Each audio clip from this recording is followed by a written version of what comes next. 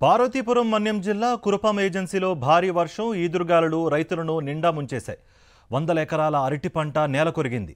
మరో 10 రోజుల్లో పంట చేతికి వస్తుందన్న సమయంలో భారీ నష్టం చేకూర్చిందని రైతులు ఆవేదన వ్యక్తం చేస్తున్నారు. తమని ప్రభుత్వమే ఆదుకోవాలని వేడుకుంటున్నారు.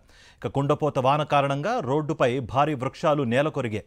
జిఎమ్మవలస కాకితాడ గ్రామాల్లో ప్రధాన రహదారిపై గెడ్డలు ప్రవహిస్తుండడంతో రాకపోకలు నిలిచిపోయాయి. ఈదురుగాలులకు ప్రజలు భయాందోళన చెందుతున్నారు.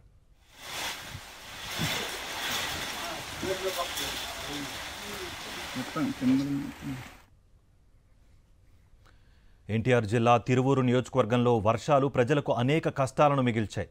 గంపలగూడెం మండలంలోని వినగడప, తోటమూల గ్రామాల ప్రజలు అనేక ఇబ్బందులు పడుతున్నారు.